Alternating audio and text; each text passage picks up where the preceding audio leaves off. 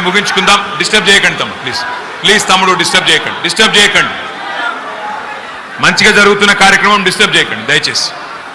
పెద్దలు, గౌరవనీయులు, మాజీ మంత్రివర్యులు, సూర్యాపేట శాసనసభ్యులు శ్రీ జగదీశ్వర్ రెడ్డి గారికి, గౌరవనీయులు పెద్దలు కూకట్పల్లి శాసనసభ్యులు, శేర్లింగంపల్లి ఎమ్మెల్యే మనని వదిలిపెట్టి పోయిన తర్వాత మరి ఈ నియోజకవర్గ సమన్వయ బాధ్యతలు తీసుకున్న గౌరవనీయులు శ్రీ మాధవరం కృష్ణారావు గారు, అట్లాగే ఈరోజు ఈ ఎస్ఐఆర్ మరియు మెంబర్షిప్ కార్యక్రమానికి సంబంధించి మీకు ప్రత్యేకంగా పార్టీ నుండి ఇన్ఛార్జిగా విచ్చేసిన తమ్ముడు శాసన మండలి సభ్యుడు శ్రీ షంబీపూర్ రాజు గారు, ఖుత్బుల్లాపూర్ నియోజకవర్గ శాసనసభ్యులు, యువ నాయకుడు సోదరుడు శ్రీ కేపీ వివేక్ గారు, గౌరవనీయులు మొన్ననే మల్కాజ్గిరి పార్లమెంట్ నుండి మరి మన అభ్యర్థిగా పోటీ చేసిన శ్రీ రాగిడి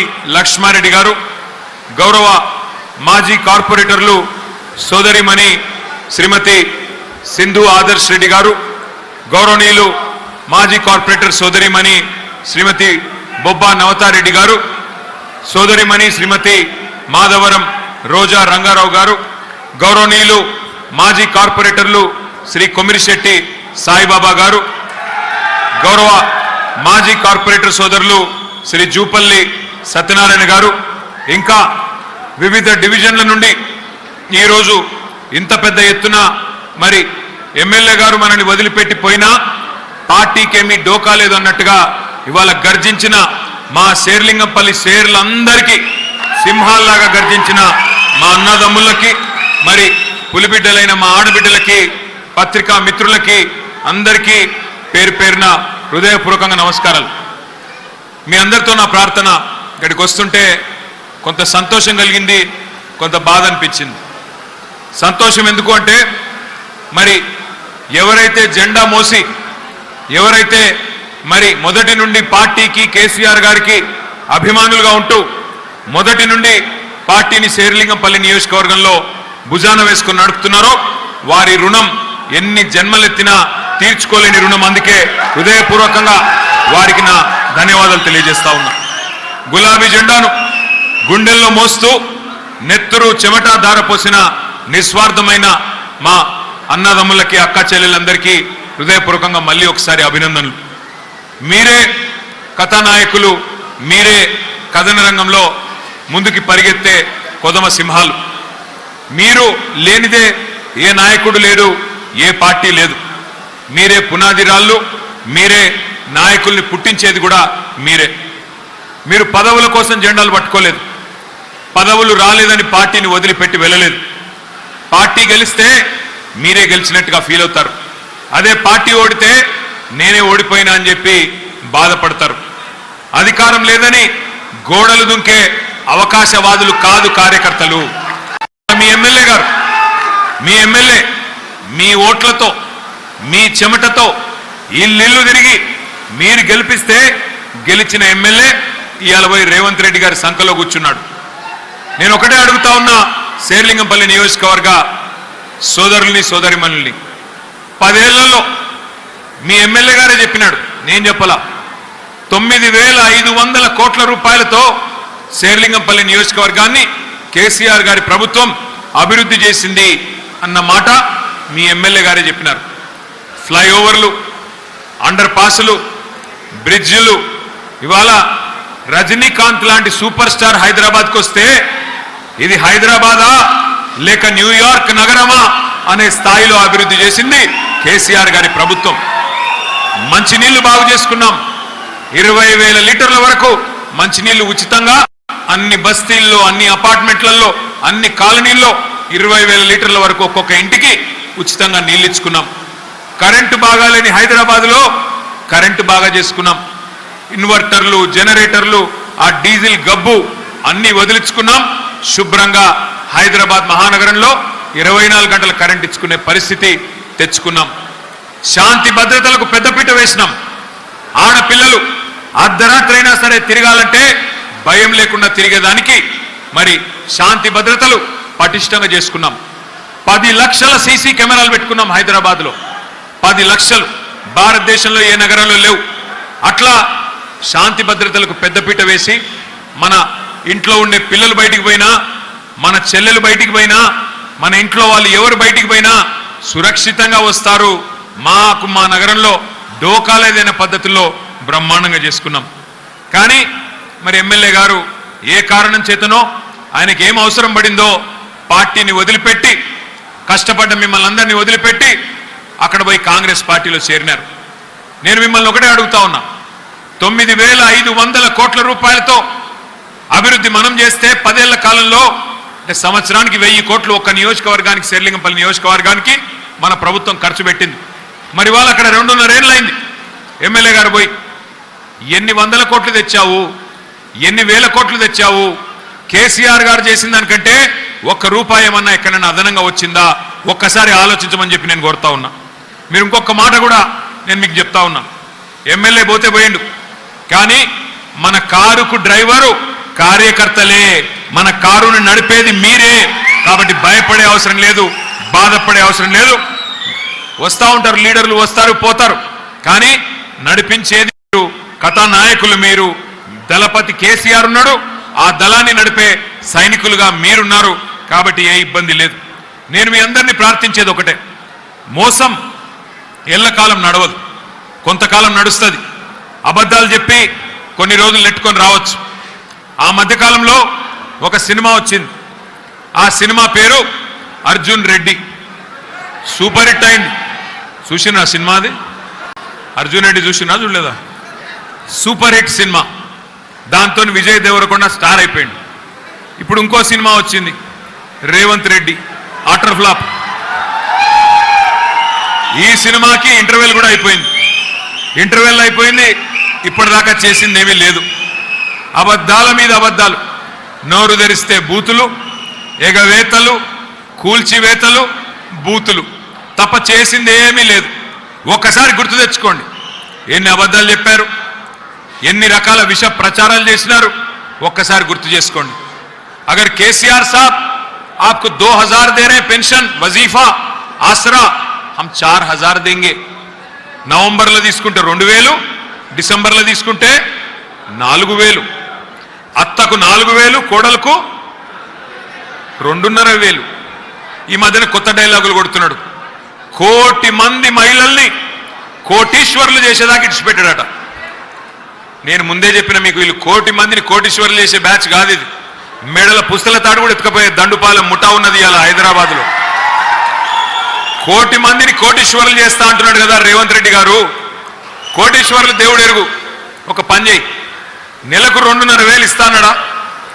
నెలకు 2,500 అంటే సంవత్సరానికి 30,000, 5 ఏళ్లకు 1,50,000.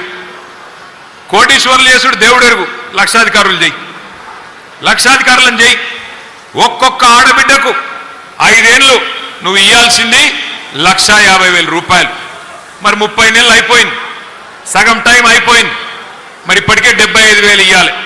నేను ఇవాళ శేర్లింగంపల్లి వేదికగా చెప్తా ఉన్నా, రేవంత్ రెడ్డి గారు, నువ్వు గనక 1,67,00,000 మంది ఆడబిడ్డలు ఎవరైతే తెలంగాణ రాష్ట్రంలో 18 ఏళ్ళు నుండి తెల్ల కార్డు వాళ్ళు ఉన్నారో వాళ్ళందరికీ నువ్వు గనక 1,50,000 రూపాయలు వేస్తే నేను శాశ్వతంగా రాజకీయాలు వదిలేసి సన్యాసం తీసుకొని పోతా.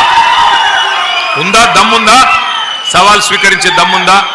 ఆ రోజు ఏమన్నాడు, 100 రోజుల్లోనే అన్నీ చేస్తా, 100 రోజుల్లోనే అన్నీ చేస్తా, స్కూటీలు ఇస్తా, 5 లక్షల విద్యా భరోసా కార్డు ఇస్తా, 5 లక్షల ఇందిరమ్మ ఇల్లు ఇస్తా, ఎస్సీ ఎస్టీలు అయితే 6 లక్షలు ఇస్తా, మీరు ఏది కావాలంటే అది ఇస్తా అని చెప్పి పోజులు కొట్టిండు. మొన్న ఈ మధ్యన కొంతమంది విలేకరులు అడిగినారు, అయ్యా రేవంత్ రెడ్డి గారు మరి 100 రోజుల్లోనే చేస్తా అంటివి కదా, ఏమైందయ్యా అని అడిగినారు. ఏమంటున్నాడు తెలుసా? కొత్తగా చాలా విచిత్రమైన మాట. ఏమంటాడు ఆయన? ఎంత కండలు తిరిగిన పైల్వాన్ అయినా 3 నెలలనే పిల్లల్ని పుట్టిస్తాడా? ఒక ముఖ్యమంత్రి నోట్లకి వెళ్ళి మాట్లాడొచ్చా ఇట్లా?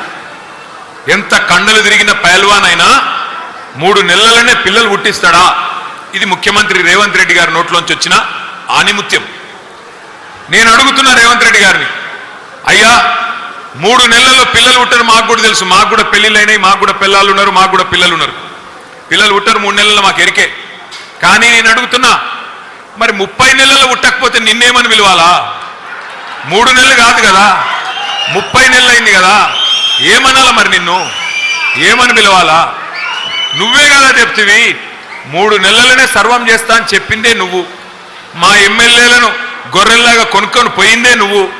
శేర్లింగంపల్లి ఎమ్మెల్యేని బరబరా గుంజుకొని పోయిందే నువ్వు. ఏం చేసినావు పని? ఏ ఒక్క పని చెప్పు. ఇక్కడున్న మా ఆడబిడ్డలు నేను అడుగుతా ఉన్నా, కేసీఆర్ ప్రభుత్వం ఉన్నప్పుడు ఇదే హైదరాబాద్లో ఆనాడు ఎవరన్నా తెలుసో తెలియకనో పేదవాడు ఎక్కడన్నా గవర్నమెంట్ జాగాలో ఒక చిన్న ఇల్లు కట్టుకుంటే 1 కాదు 2 కాదు 2.5 లక్షల పట్టాలు జీవో నంబర్ 58 కింద 59 కింద ఇచ్చి ఆ పేదవాడి గూడు నిలబెట్టింది మన నాయకుడు కేసీఆర్. మరి ఈరోజు ఏమైతున్నది? 1,00,000 డబుల్ బెడ్రూమ్ ఇల్లు కేసీఆర్ కడితే శేర్లింగంపల్లిలో కూడా ఒక 4,000 మందికి వచ్చినాయి. సరే, సరిపోలే, నేను ఒప్పుకుంటా, ఇంకా రావాలి, ఒప్పుకుంటా. ఇవాళ ఏమైతున్నది? మరి 2.5 ఏళ్ళు అయింది కాంగ్రెస్ ప్రభుత్వం వచ్చి. ఒక్క ఇల్లు కట్టిండా? శేర్లింగంపల్లిలో ఒక్క ఇల్లు కట్టిండా? ఎక్కడన్నా కట్టిండా? కట్టలేదా? నాకు అర్థమైతలా. శేర్లింగంపల్లిలో ఎక్కడన్నా ఒక ఇల్లు కట్టిండా? ఒక్క ఇటుక పెట్టిండా? 2.5 ఏళ్ళు అయిపోయింది కదా, కానీ ఎన్ని ఇండ్లు కూలగొట్టిండు? ఇండ్లు ఎన్ని కూలగొట్టిండు ఎరికేనా? కొన్ని వేల ఇండ్లు హైడ్రా పేరిట, ఇంకో దాని పేరిట ఇవాళ ఇష్టం వచ్చినట్టు కూలగొట్టుడు. ఇటుక పేర్చింది లేదు, ఇల్లు కట్టింది లేదు, అంతా కూలగొట్టుడే.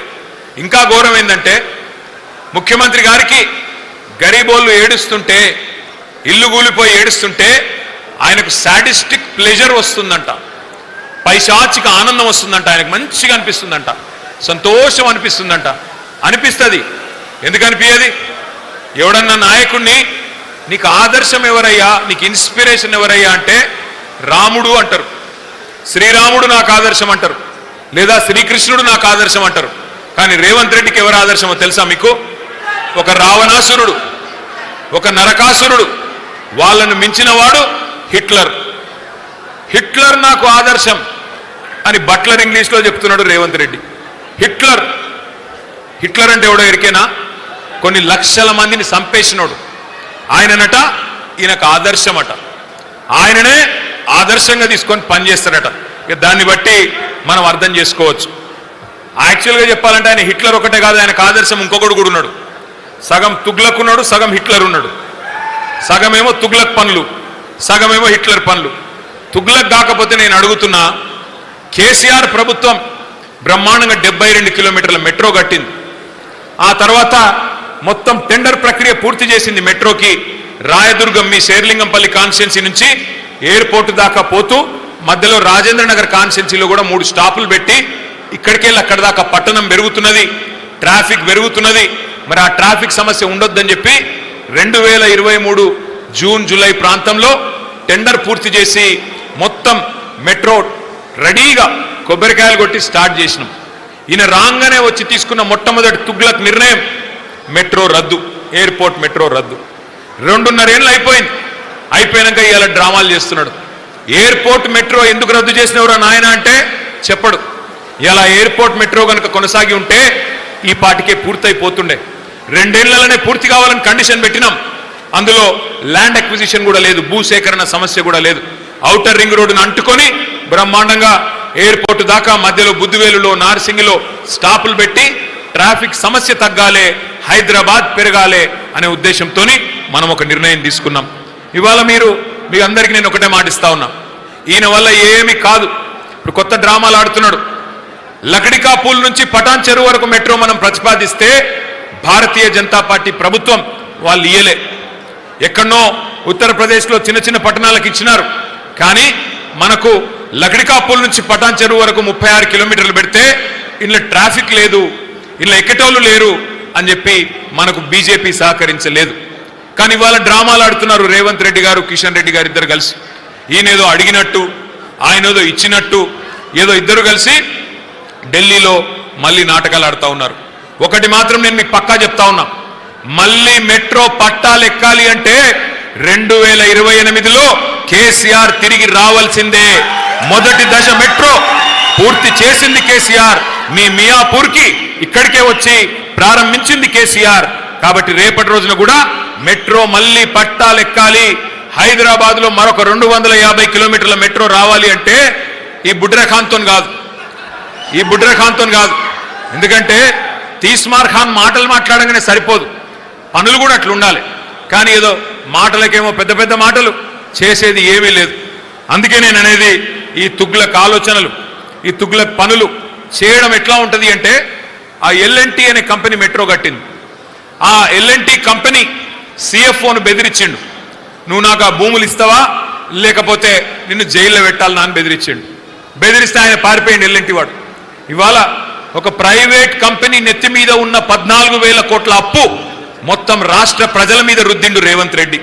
ఆయన తుగ్లక్ ఆలోచన విధానం వల్ల 14,000 కోట్ల అప్పు, ఎల్ఎన్టీ కట్టాల్సిన అప్పును ఇవాళ రాష్ట్ర ప్రజల మీద రుద్ది, మనందరి మీద రుద్ది ఒక తుగ్లక్ నిర్ణయం తీసుకున్నాడు రేవంత్ రెడ్డి. ఇవాళ మళ్ళీ డ్రామాలు ఆడుతూ ఉన్నాడు. అందుకే నేను అనేది 6 గ్యారంటీల్లో ఎన్ని వాస్తవమైనాయో మీకు తెలుసు, నేతి బీరకాయలో ఎంత నెయ్యి ఉంటుందో మీకు తెలుసు, మైసూరు బోండాలో ఎంత మైసూరు ఉంటుందో కూడా మీకు తెలుసు. అట్లాగే రేవంత్ రెడ్డి మాటల్లో నిజం ఎంత ఉంటుందో కూడా మీకు తెలుసు. చెప్పిండు కదా పెద్ద పెద్ద మాటలు. ఏమన్నాడు? తులం బంగారం ఇస్తా అన్నాడు. కేసీఆర్ గారు 1,00,000 రూపాయలు ఇస్తే ఒక మేనమామలాగా ఆడపిల్లల పెళ్లికి షాదీ ముబారక్ కళ్యాణ లక్ష్మి పేరు మీద అది ఎక్కడ సరిపోతుంది, నేను తులం బంగారం ఇస్తా అన్నాడు. వచ్చినాయా బంగారం? బంగారం షాపులలో బంగారం దొరుకుతలేదా? మరి ఇవాళ ఉత్త జూటా మాటలు, దగా చేసే మాటలు తప్ప చేసిందేమీ లేదు. ఇంకొక మాట కూడా నేను మీకు విజ్ఞప్తి చేస్తా ఉన్నా. ఇవాళ మెట్రో విషయంలో కూడా జరుగుతున్న మోసం వెనుక ఒకటే ఒకటి ఉన్నది, రేవంత్ రెడ్డి ఎజెండా ఎప్పుడు ఒకటే ఉంటుంది. ఆయన ఏ స్కీమ్ తెచ్చినా దాని వెనుక ఒక స్కామ్ ఉంటుంది. ఆయన ఏ స్కీమ్ తెచ్చినా దాని వెనుక ఒక స్కామ్ మాత్రం పక్కా ఉంటుంది. ఆయన కన్నంతా మెట్రో భూముల మీద పడ్డది. లంకె బిందెల కోసం తిరుగుతా ఉన్నాడు. మెట్రో దగ్గర ఒక 280 ఎకరాల విలువైన భూములు ఉన్నాయి. దగ్గర దగ్గర 30,000 కోట్ల విలువ చేసే భూములు. ఆయన అన్నదమ్ములకో, ఆయన బావమరిదికో, ఆయన అల్లునికో కట్టబెట్టడానికే ఆ 280 ఎకరాల భూముల మీద కన్నేసిండు. కాబట్టే ఇవాళ ఆ మెట్రోని స్వాధీనం చేసుకొని 14,000 కోట్ల భారం ప్రజల మీద రుద్ది ఆ భూములను అమ్ముకొని తనకు కావలసిన వాళ్ళకు కట్టబెట్టే ప్రయత్నంలో రేవంత్ రెడ్డి ఉన్నాడు. ఇది వాస్తవం. మీరు చూడండి, రాబోయే రోజుల్లో ఎవరికి అమ్ముతాడు, ఎవరు కొంటారు, ఎట్లా అమ్ముతాడు, ఇవన్నీ మీరు చూస్తారు. కానీ ఒకటి మాత్రం పక్కా, ఈ దగుల్బాజీ కాంగ్రెస్ ప్రభుత్వాన్ని ఇవాళ ఎక్కడికక్కడ రైతులైతేనేమి, హైదరాబాద్లో ఉండే యువకులైతేనేమి, అట్లాగే మా ఆడబిడ్డలైతేనేమి ఎదురు చూస్తూ ఉన్నారు. క్యాలెండర్ ఎప్పుడు మారుతుందా, 2028 మళ్ళీ ఎప్పుడు వస్తుందా, మళ్ళీ ఎప్పుడు కేసీఆర్ గారు అక్కడికి వచ్చి ప్రగతి భవన్ లో కూర్చుంటారా, ఎప్పుడు హైదరాబాద్ లో మళ్ళీ మంచి రోజులు వస్తాయా అని ఎదురు చూస్తూ ఉన్నారు. రియల్ ఎస్టేట్ మొత్తం పండబెట్టిండు. రియల్ ఎస్టేట్ వాళ్ళు ఉన్నారా? ఎవరని ఇక్కడ ఉన్నారా? బాగుందా రియల్ ఎస్టేట్? రియల్ ఎస్టేట్ మొత్తం పండబెట్టిండు వచ్చినాక. ఎందుకు? అన్ని తుగ్లక్ నిర్ణయాలు. RR tax. ఆర్ఆర్ ట్యాక్స్ అంటే ఏంది? Rahul Revanth tax. Square feet కు 200 రూపాయలు ఇవ్వాలన్నట. పర్మిషన్ కావాలంటే పైసలు, ఓసీ కావాలంటే పైసలు, మీ ఇంటికాడ ట్రాన్స్ఫార్మర్ పెట్టాలంటే పైసలు. ఇవాళ లంచగొండితనం విచ్చలవిడిగా స్వైర విహారం చేస్తున్నది.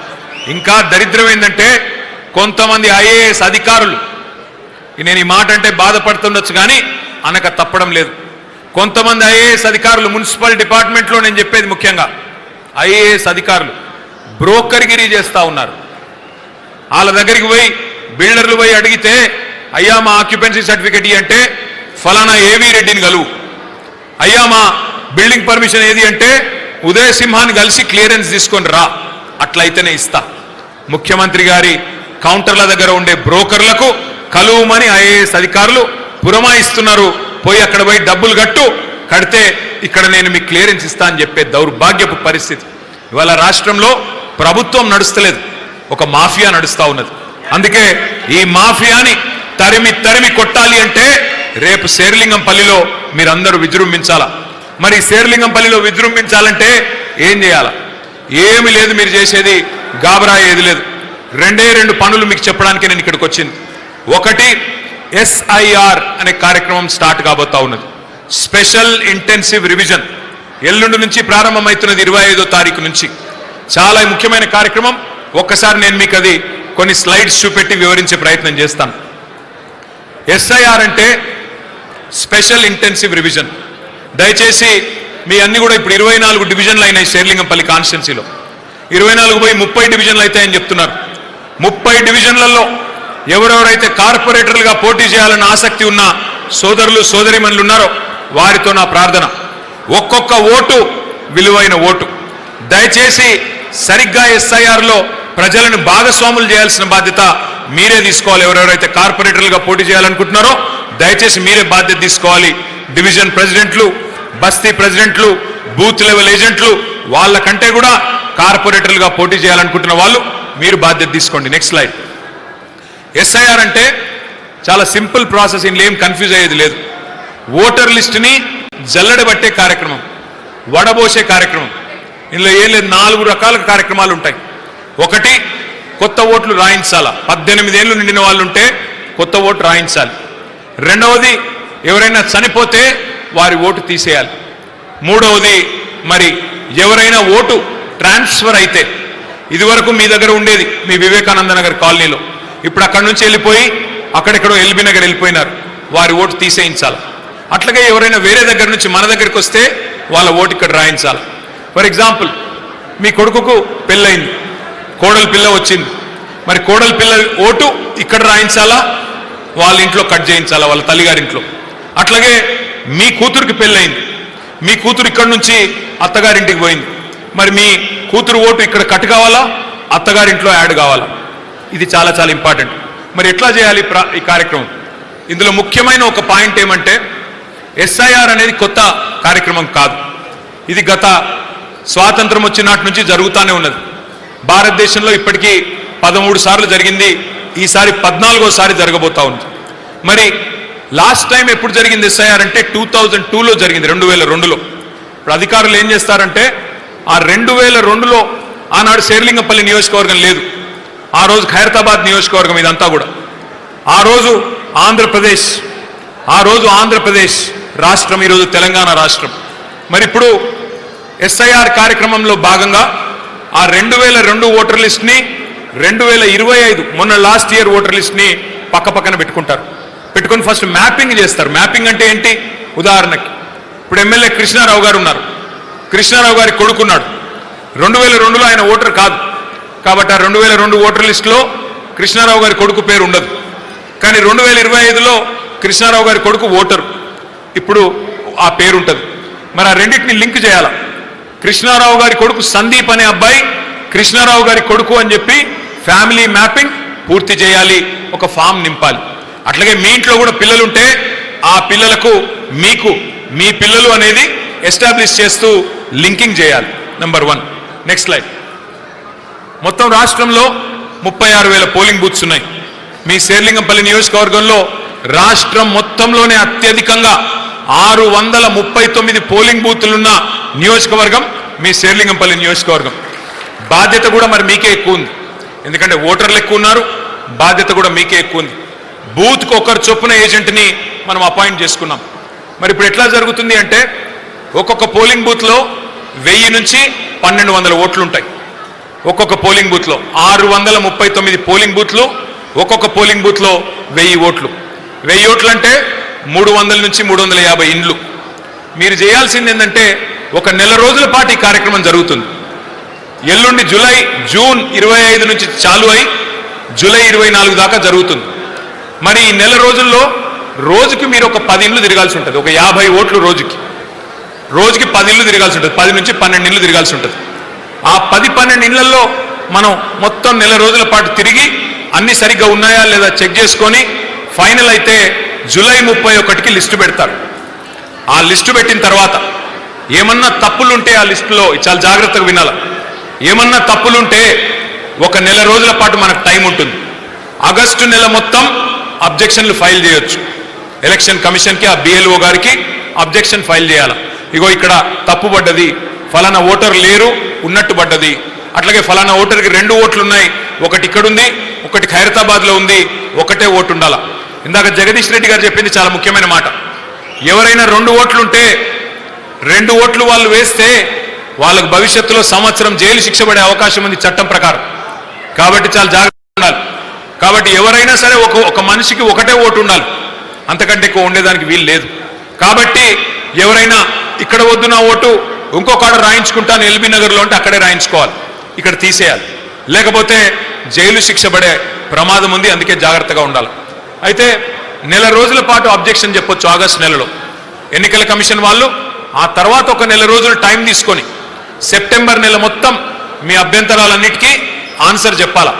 చెప్పిన తర్వాత అక్టోబర్ 1కి ఫైనల్ ఓటర్ లిస్టు అక్టోబర్ 1కి పబ్లిష్ చేస్తారు. ఇక తర్వాత అదే voter list MLA election, MP election, corporator election అన్నిటికీ ఓటర్ లిస్టు ఆ లిస్టే అవుతుంది. అందుకే దయచేసి ఎవరెవరైతే కార్పొరేటర్లు పోటీ చేయాలనుకుంటున్నారో నేను వారికి విజ్ఞప్తి చేస్తా ఉన్నా, ఇల్లు గల్లీ గల్లీ మీరే తిరగాల, మీరే గట్టిగా పట్టించుకోవాలా. ఎక్కడ కూడా దొంగ ఓట్లు లేకుండా, డబల్ ఓట్లు లేకుండా చూసుకోవాల్సిన బాధ్యత మీదే. నెక్స్ట్ ఏం చేయాలి? బిఎల్ఏ బూత్ లెవెల్ ఏజెంట్ ఏం చేయాలంటే ఏమీ లేదు. ఆ ఫామ్స్ అన్ని నింపుతున్నారా లేదా, ఏమైనా డూప్లికేట్ ఓట్లు ఉన్నాయా, ఇదంతా కూడా మీకు పుస్తకాలు ఇచ్చి ఉండాలి. ఇచ్చారా? హ్యాండ్ బుక్ ఇచ్చినారా? ఇవ్వలేదా? మీకు పంపిస్తాను హ్యాండ్ బుక్. అందరికీ కూడా ఇక్కడికి వచ్చిన ప్రతి ఒక్కరికి హ్యాండ్ బుక్స్ పంపిస్తాము. తప్పకుండా షమీపూర్ రాజు గారికి, కృష్ణారావు గారికి నేను చెప్తాను. హ్యాండ్ బుక్లలో ఈ వివరాలన్నీ ఉన్నాయి. మీరు ఏమీ లేదు, సింపుల్గా ఆ ఫామ్ నింపినారా లేదా, లింకింగ్ అయిందా లేదా, ఏమైనా తప్పులు చేస్తున్నారా బిఎల్ఓ చూసుకోవాలా. చూసుకొని జాగ్రత్తగా ప్రక్రియ పూర్తి చేసుకోవాలా. నెక్స్ట్ కొత్త ఓటు రాయించాలి అంటే ఈ 13 రకాల డాక్యుమెంట్లలో ఏ ఒక్క డాక్యుమెంట్ ఉన్నా మీరు కొత్త ఓటు రాయించవచ్చు. బర్త్ సర్టిఫికేట్ కానీ, క్యాస్ట్ సర్టిఫికేట్ కానీ, లేదా గవర్నమెంట్ నుంచి ఏదైనా ల్యాండ్ హౌసింగ్ అలాట్మెంట్ సర్టిఫికేట్ కానీ, ఇట్లాంటిది ఏదున్నా మీరు ఓటు రాయించుకోవచ్చు. ఈ 13 రకాల డాక్యుమెంట్స్ ఏవైతే సుప్రీంకోర్టు అప్రూవ్ చేసిందో వాటిని జాగ్రత్తగా చూసుకోవాలా. हमारे कुछ बहनों में और भाइयों में कुछ एक खौफ है कि जो लोग बीजेपी को नहीं वोट डालने वाले हैं उनके साथ शायद कुछ गुस्ताखी हो सकता है, उनके वोट कहीं गायब करने की कोशिश या साजिश करेंगे. मैं आपको एक ही रिक्वेस्ट करूंगा, एक ही गुजारिश आपसे है, आपके पास अगर हर कागज है कोई कुछ नहीं कर सकता. आप इन 13 कागजों में एक आपके पास रखिए, आपका वोट महफूज है. आपको कोई डरने की कोई जरूरत नहीं है, आपको फिक्र करने की जरूरत नहीं है. हमारे एजेंट, हमारे बूथ लेवल एजेंट हर घर आएंगे, हर किसी के पास जाएंगे और इंसाफ जब तक नहीं मिलेगी तब तक हम आपके लिए लड़ेंगे. मैं आपके साथ एक और बार ये वादा करता हूं. నెక్స్ట్ ఇక్కడ ఒక ఇంపార్టెంట్ స్లైడ్, ఇది దయచేసి ఒకసారి అందరు చూడాలి. ఇది మొన్న మనం